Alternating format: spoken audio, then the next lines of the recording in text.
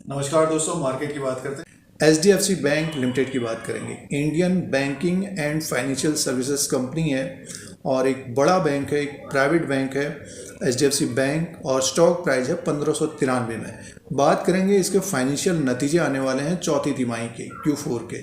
तो अपडेट आ गया है और डेट आ गई है कब नतीजे अनाउंसमेंट होंगे, तो इसी के बारे में बात करते हैं। शेयर प्राइस के अनुसार भी बात करेंगे। एक पोर्टफोलियो वाला स्टॉक है, बट ये कि पिछले कुछ समय से एक रेंज में ही घूम रहा है, मीन्स ज़्यादा प्रॉफिट दिया नहीं है निवेशकों को और पिछले 1-2 साल के अंदर। और प्राइस परफॉर्मेंस, इसका मार्केट क्या है, बुक वैल्यू पर शेयर, फाइनेंशियल नंबर और शेयर प्राइस के अनुसार एनालिसिस करेंगे कि आगे क्या रह सकता है जिनके पास एचडीएफसी बैंक लिमिटेड है।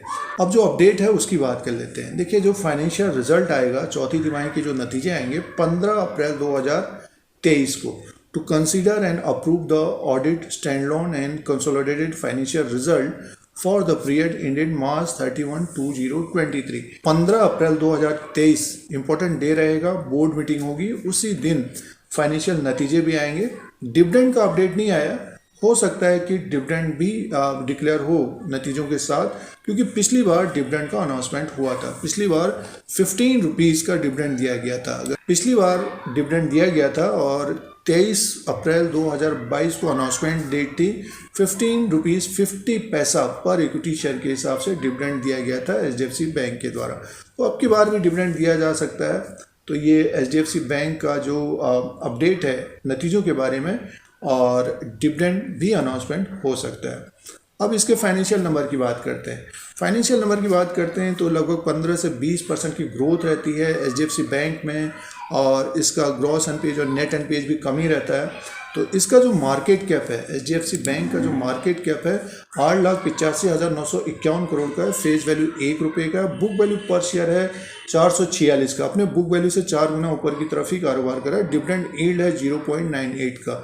जैसे कि अभी बात की, तो डिविडेंड का अनाउंसमेंट हो सकता है चौथी तिमाही में, और इसका अर्निंग पर शेयर है 78.58 का। तो ये मार्केट कैप और बुक वैल्यू, और इसका प्राइस परफॉर्मेंस की बात करते हैं तो पिछले 3 साल का रिटर्न, जिन्होंने 3 साल से एचडीएफसी बैंक को रखा है, तो 75% का रिटर्न दिया है निवेशकों को। 1 साल की बात करते हैं तो फिक्स डिपॉजिट के आसपास ही है ये। 3 महीने की बात करते हैं तो माइनस में है 3% का, और उससे पहले देखते हैं तो काफ़ी ज़्यादा है, बट ये कि 3 साल के अनुसार देखें तो 75% का रिटर्न है। और बहुत सारे निवेशक तो 3 साल रखते भी नहीं है, मान के चलिए 3 महीना, 6 महीना, 1 साल इस तरह का रखते हैं, और वो भी अपना अपना तरीका है। फिलहाल एचडीएफसी बैंक एक पोर्टफोलियो वाला स्टॉक रहा है। ये फाइनेंशियल नंबर थे। फंडामेंटली देखते हैं तो स्ट्रॉन्ग कंपनी है, स्ट्रॉन्ग इसके बैलेंस शीट है, तो नतीजे अच्छे आने चाहिए। और अगर मार्केट में सुधार होता है तो, और मार्केट में अगर सुधार होगा तो शेयर भी बढ़ता हुआ नज़र आ सकता है। एक नज़र शेयर प्राइस के अनुसार बात कर लेते हैं। अब दोस्तों शेयर प्राइस की बात करते हैं। एचडीएफसी बैंक लिमिटेड का ये ग्राफ लगा हुआ है 1 साल का, और 1593 में स्टॉक प्राइस है। इसका जो 52 वीक हाई है 1722 का, 52 वीक लो है 1271।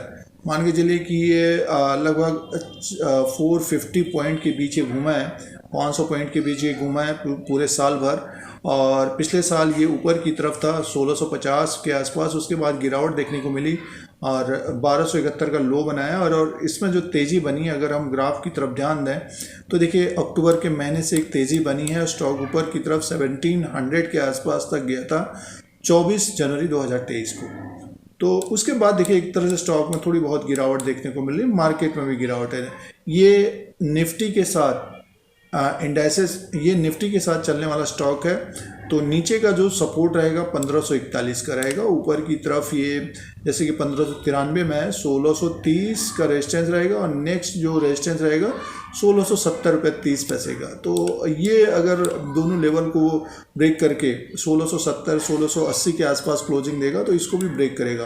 देखिए जिनके पास एचडीएफसी बैंक लिमिटेड है, हमारे अनुसार स्टॉक को होल्ड करना चाहिए और समय देना चाहिए। और जिनके पास नहीं है, अगर ये स्टॉक नीचे की तरफ आता है 1541 के नीचे अगर मिलता है, मीन्स 1500 के नीचे या उसके नीचे मिलता है, तो डेफिनेटली स्टॉक को देखना चाहिए। बट ये कि लॉन्ग टर्म के लिए देखना चाहिए, क्योंकि अभी बाज़ार में थोड़ा बहुत दबाव है अब अगर बॉटम बनता है, बाजार में अगर गिरावट होगी तो HDFC बैंक के ऊपर नजर रखनी चाहिए, स्टॉक पे नजर रखनी चाहिए। और तो चौथी तिमाही के नतीजे आने वाले हैं, शेयर प्राइस में हलचल बढ़ सकती है। इस तरह के वीडियो देखने के लिए धीरज सिंह टेक को सब्सक्राइब करें, लाइक करें, शेयर करें, कमेंट करें। जय हिंद, वंदे मातरम।